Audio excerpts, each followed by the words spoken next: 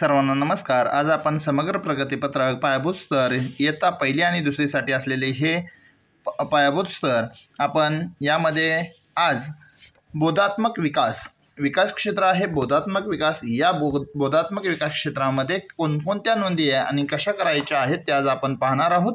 सर्वप्रथम या बोधात्मक विकास क्षेत्रासाठी आपल्याला दोन ध्येय दिलेले आहेत। पहिलं ध्येय म्हणजे बालके निरीक्षण व तार्किक विचाराने सभोवतालच्या जगाची जाणीव करून घेतात आणि दुसरं अध्ययन ध्येय आहे बालकाची गणितीय समज विकसित होते आणि ती विविध राशी आकार मापे यांचा वापर करून समजून घेऊ शकतात। या दोन अध्ययन ध्येयासाठी आपल्याला एकूण पहिल्या अध्ययन ध्येयासाठी 3 क्षमता दिलेल्या आहेत। या 3 क्षमता दिसत आहेत, त्या 3 क्षमता दिलेल्या आहेत। तर दुसऱ्या अध्ययन ध्येयासाठी एकूण 13 एकूण क्षमता दिलेल्या आहेत। या अशा प्रकारच्या अध्ययन क्षमता आहेत। यातील आपल्याला कोणत्याही 2 अध्ययन क्षमता निवडायच्या आहेत आणि त्या 2 क्षमतावर आधारित आपल्याला कृती किंवा उपक्रम घ्यायचा आहे। यासाठी या उपक्रमासाठी मी C8.1 आणि C8.8 अशा 2 क्षमता निवडलेल्या आहेत। एकापेक्षा जास्त गुणधर्माच्या आधारे वस्तू गटात आणि उपगटात वेगळ्या करतो। C8.8 मूलभूत भौमितिक आकार ओळखतो व ते तयार करतो व त्यांचे वर्गीकरण करतो। अशा प्रकारच्या 2 क्षमता निवडलेल्या आहेत। या 2 क्षमतासाठी मी कृती घेतलेली आहे आकार वेगळे करा आणि यामध्ये आपण भौमितिक आकाराचे छोटे छोटे आकार मुलासमोर देतात। गुणधर्मानुसार आकार वेगवेगळ्या गटात करून दाखवतात। भौमितिक आकारांची नावे सांगतात। अशा प्रकारचे कृती आणि या ठिकाणी उपक्रम घेतलेला आहे। यानंतर या कृती आणि उपक्रमावर आधारित प्रश्न विचारणार आहे। आकारांना नावे द्या। तुम्ही किती आकार ओळखू शकला? तुम्हाला कोणता आकार आवडला? अशा प्रकारचे आपण प्रश्न विचारलेले आहेत। या ठिकाणी कृती घेत असताना आकार वेगळे करा किंवा त्या ठिकाणी तुम्ही चित्र दाखवून वर्गीकरण करा किंवा व्हिडिओ दाखवून वर्गीकरण करा असे विविध उपक्रम निवडू शकतो। या ठिकाणी तुम्हाला सोपा वाटेल। विद्यार्थ्यांची कृती घेण्यासाठी जे साहित्य उपलब्ध असेल अशा उपलब्ध साहित्याचा वापर करून या ठिकाणी कृती घ्यायची आहे। आता आकार वेगळे करा। माझ्याकडे आपल्या प्रत्येक शाळेमध्ये पूर्वी आलेलं साहित्य आहे ज्यामध्ये प्लास्टिकचे विविध आकार आहेत। असे हे साहित्य वापरून मी या ठिकाणी ही कृती घेतलेली आहे।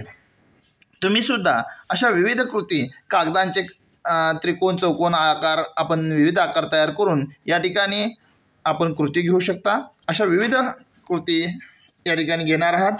यामध्ये प्रश्न झाल्यानंतर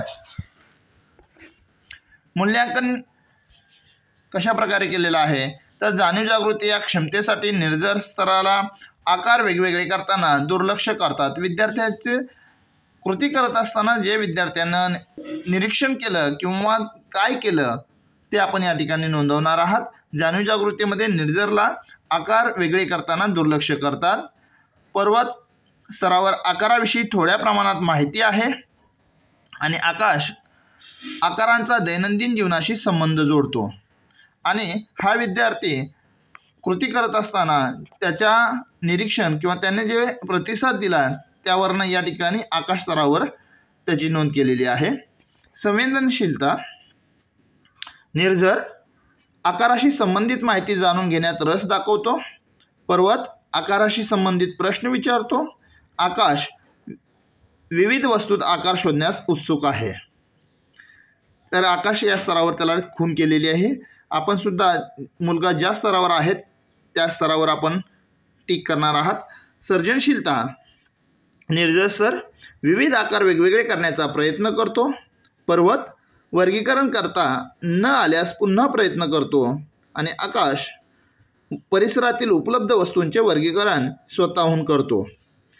मित्रांनो, या ठिकाणी हे मूल्यांकन करत असताना हे मूल्यांकन आपल्याला जे प्रश्न विचारले त्या प्रश्नाला जो प्रतिसाद दिलेला आहे त्या प्रतिसादाला अनुसरून या ठिकाणी आपण हे मूल्यांकन करणार आहात। यानंतर आहे शिक्षक अभिप्राय। शिक्षक अभिप्रायामध्ये विविध प्रश्न विचारून उपक्रमाविषयी किंवा आकाराविषयी माहिती मिळवतो। अशा प्रकारे हा शिक्षक अभिप्राय आहे।